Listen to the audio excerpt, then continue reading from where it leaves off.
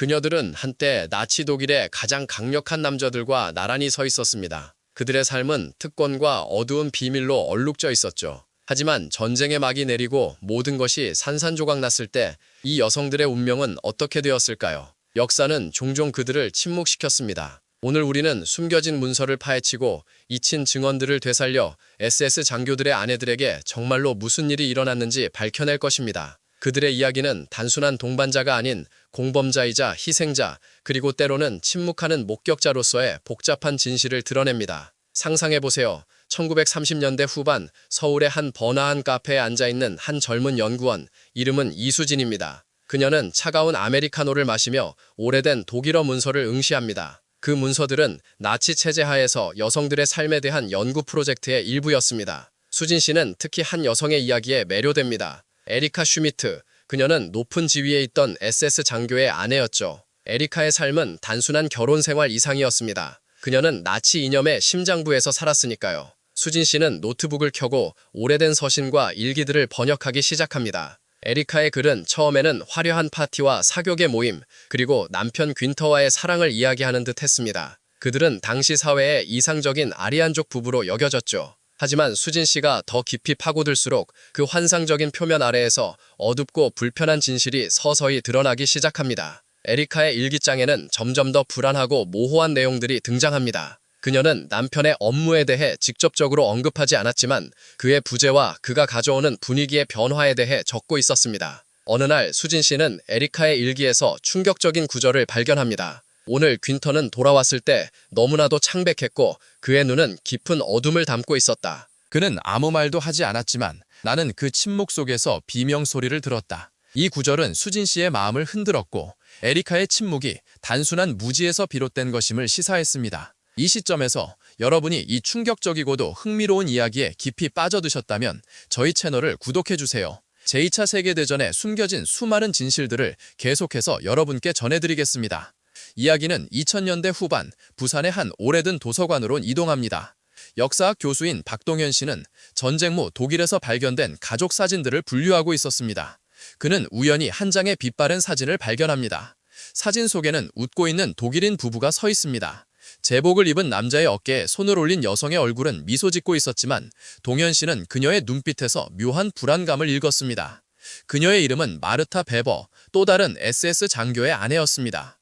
동현 씨의 연구는 마르타가 전후 독일 사회에서 어떻게 살아남았는지에 초점을 맞추었습니다. 많은 SS 장교의 아내들이 남편의 죄 때문에 사회적으로 낙인 찍혔고 그들의 삶은 철저히 파괴되었습니다. 마르타는 그중 한 명이었을까요? 아니면 그녀는 남편의 과거를 숨기고 새로운 삶을 시작했을까요? 조사 결과 마르타는 전쟁 후 자신의 이름을 바꾸고 작은 마을에서 새로운 신분으로 살았다는 사실이 밝혀졌습니다. 그녀는 과거를 철저히 지우려 했지만 그 그림자는 결코 그녀를 놓아주지 않았습니다. 그녀는 평생을 불안과 죄책감 속에서 살았습니다. 마르타의 이웃들은 그녀를 친절하고 조용한 여인으로 기억했지만 아무도 그녀의 과거에 대해 알지 못했습니다. 그녀는 밤마다 악몽에 시달렸고 때로는 혼잣말로 독일어를 중얼거렸다고 합니다. 이는 그녀가 과거로부터 도망치려 했지만 그 과거가 그녀 안에 깊이 뿌리내려 있었음을 보여주는 증거였습니다. 그녀의 진짜 정체가 밝혀진 것은 그녀가 사망한 지 수십 년이 지난 후 지역 기록보관소에서 오래된 문서가 발견되면서였습니다. 그 문서는 마르타 베버라는 이름으로 그녀가 SS 장교 에른스트 뮬러와 결혼했음을 명확히 보여주었습니다. 그녀의 평생에 걸친 은둔 생활은 그 비밀을 지키기 위한 필사적인 노력이었던 것입니다. 하지만 SS 장교의 아내들이 모두 같은 운명을 맞이한 것은 아니었습니다. 일부는 전쟁 후에도 사회적 지위를 유지하려 했고 어떤 이들은 심지어 남편의 범죄를 부인하며 새로운 삶을 개척하려 했습니다. 그들의 이야기는 훨씬 더 복잡하고 논란의 여지가 많습니다. 1950년대 초 서울의 한 조용한 주택가 김지아 씨는 오래된 잡지를 넘기다 한 기사에 시선을 멈춥니다. 서독의 재건 과정에서 중요한 역할을 하고 있는 한 여성 사업가의 이야기였습니다. 그녀의 이름은 헬가 크라우스. 지아 씨는 이 기사를 보고 의문을 품습니다. 어떻게 나치 체제에 연루된 것으로 보이는 한 여성이 전후 사회에서 그렇게 성공할 수 있었을까? 그녀의 과거는 무엇이었을까? 지아 씨의 질문은 우리를 또 다른 어두운 미스테리로 이끕니다. 헬가 크라우스는 전쟁 전 한 고위 SS 장교의 아내였습니다. 그녀는 남편의 영향력을 이용하여 사업을 확장했고 전쟁 중에도 상당한 부를 축적했습니다. 그녀는 남편의 정치적 입지에 대해 완벽하게 인지하고 있었으며 심지어 일부 결정에도 관여했다는 의혹을 받았습니다. 전쟁 후 많은 이들이 나치 부역자들을 처벌하려 했지만 헬가는 교묘하게 법망을 빠져나갔습니다. 그녀는 자신의 사업적 수완을 이용해 전후 사회의 혼란을 틈타 새로운 사업을 시작했고 경제 재건에 기여하는 인물로 자신을 포장했습니다. 그녀는 능숙하게 자신의 과거를 미화하고 자신이 단지 남편의 명령에 따랐을 뿐이며 잔인한 현실에 대해 알지 못했다고 주장했습니다. 많은 사람들이 그녀의 이야기에 속아 넘어갔고 그녀는 다시금 사회에 존경받는 인물로 자리매김했습니다. 하지만 진실은 달랐습니다. 헬가의 전 비서였던 한스 슈나이더는 수십 년 후 자신의 회고록에서 헬가가 남편의 유대인 재산 몰수 과정에 직접적으로 관여했으며 그 재산을 이용해 자신의 사업을 확장했다고 폭로했습니다. 그는 헬가가 남편만큼이나 잔인하고 냉혈한 인물이었다고 적었습니다. 이러한 폭로는 큰 파장을 일으켰지만 헬가는 이미 세상을 떠난 뒤였습니다. 그녀의 이야기는 권력과 야망이 어떻게 인간의 도덕성을 잠식하고 어떻게 과거가 교묘하게 조작될 수 있는지를 보여주는 섬뜩한 예시로 남았습니다. 우리는 지금 SS 장교의 아내들이 과연 남편의 범죄에 대해 어느 정도까지 인지하고 있었는지, 그리고 그들의 침묵은 단순한 무지였는지 아니면 적극적인 공모였는지에 대한 깊은 질문에 직면합니다. 그들은 정말로 피해자였을까요? 아니면 은밀한 공범자였을까요? 만약 여기까지 시청하셨다면 이 이야기가 여러분의 마음을 사로잡았다는 의미일 것입니다. 좋아요를 누르고 알림을 설정하여 저희의 다음 다큐멘터리를 놓치지 마세요. 이들의 이야기는 개인의 선택이 사회 전체에 어떤 파장을 일으키는지, 그리고 역사 속에서 여성들이 어떤 역할과 책임을 가졌는지에 대한 복잡한 질문을 던집니다. 그들은 단순히 남편의 그림자에 가려진 존재들이 아니었습니다. 한 여성의 이야기는 특히 가슴 아픕니다. 그녀의 이름은 아네트 리만. 그녀는 남편이 SS 장교가 되기 전부터 그와 결혼했습니다. 아네트는 예술을 사랑하고 평화를 추구하는 여인이었습니다. 남편 에리히는 처음에는 자상하고 온화한 남자였죠. 하지만 나치당의 부상과 함께 에리히는 점차 변해갔습니다. 그는 강압적이고 폭력적으로 변했고 아네트는 자신이 사랑했던 남자가 괴물로 변해가는 과정을 무력하게 지켜봐야 했습니다. 그녀는 남편의 제복과 그가 가져오는 어두운 분위기를 혐오했습니다.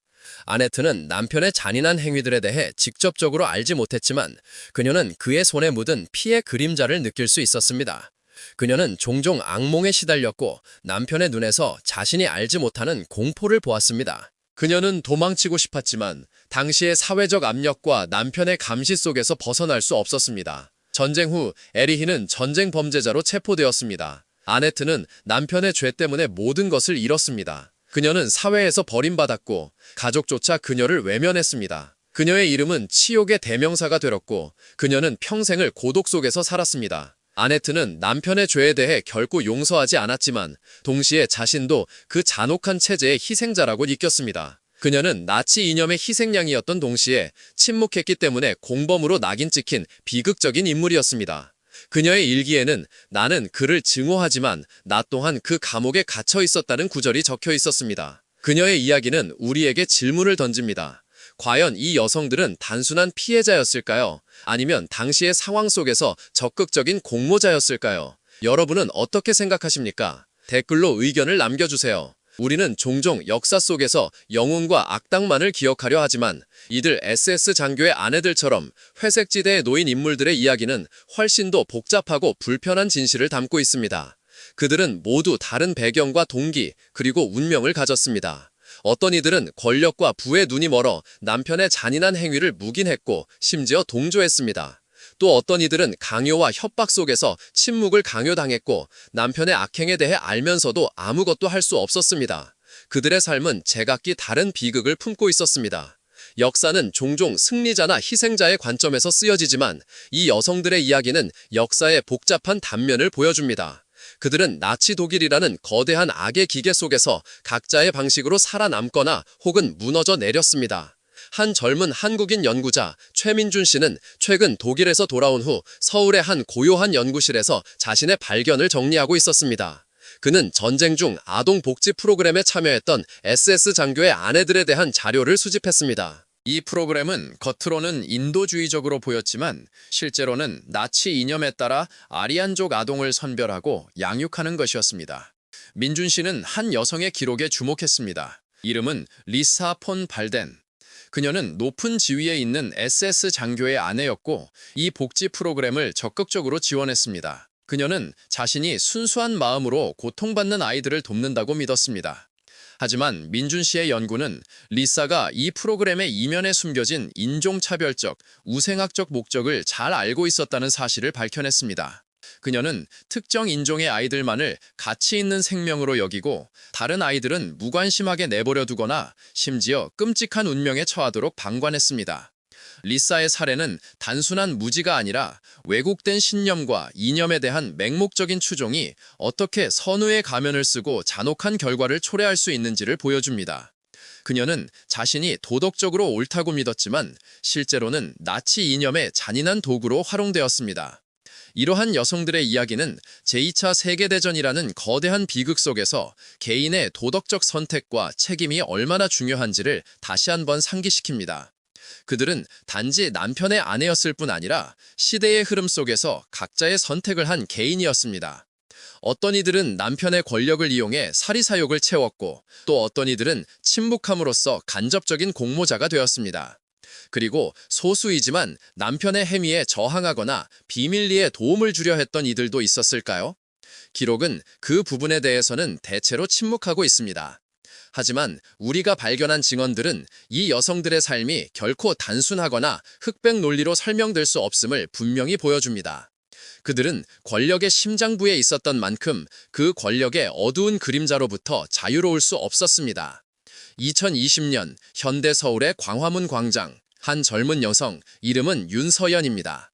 그녀는 국제관계학을 전공하는 대학생으로 독일의 전후 역사를 연구하고 있습니다. 서연 씨는 특히 독일 사회가 과거를 어떻게 청산하고 기억하는지에 관심이 많습니다. 그녀는 SS 장교의 아내들의 이야기를 접하면서 그들이 전후 사회에서 겪었던 냉대와 침묵이 때로는 남편의 범죄만큼이나 가혹한 벌이었다고 생각합니다. 동시에 그녀는 그들의 침묵이 얼마나 많은 진실을 은폐했는지에 대해서도 고민합니다. 서연 씨는 친구들과 함께 동대문 시장 근처의 작은 카페에서 이 주제에 대해 토론하곤 합니다. 친구들은 다양한 의견을 제시합니다. 그들도 피해자였을 뿐이야. 당시 사회는 여성에게 선택의 여지를 주지 않았어. 한 친구인 이현우 씨가 말합니다. 또 다른 친구인 박지호 씨는 고개를 젓습니다. 아니, 알면서도 침묵했다면 그건 공범이지. 특히 헬가 크라우스 같은 사람들은 적극적으로 이용했잖아. 이러한 논쟁은 이 문제가 얼마나 복잡하고 답하기 어려운지를 잘 보여줍니다. 이 여성들의 이야기는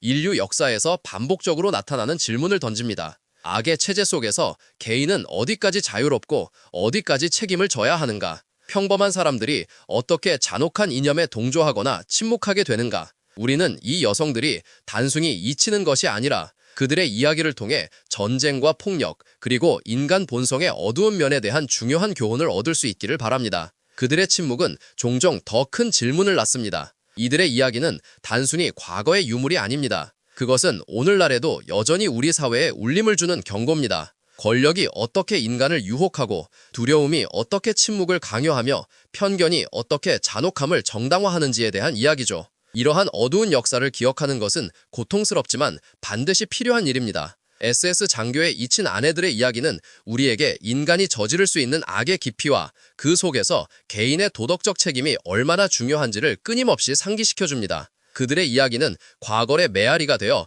오늘날의 우리에게 질문을 던집니다. 만약 당신이 그 시대에 살았다면 어떻게 행동했을 것이라고 생각하십니까? 당신은 침묵했을까요? 아니면 용기 있게 맞섰을까요? 이 질문에 대한 답은 결코 쉽지 않을 것입니다. 이것은 단순히 먼 과거의 이야기가 아닙니다. 그것은 평범한 사람들이 어떻게 극단적인 상황에 놓였을 때 도덕적 나침반을 잃어버릴 수 있는지, 그리고 그 결과가 얼마나 끔찍할 수 있는지를 보여주는 섬뜩한 교훈입니다. 역사는 반복되지 않도록 기억되어야 합니다.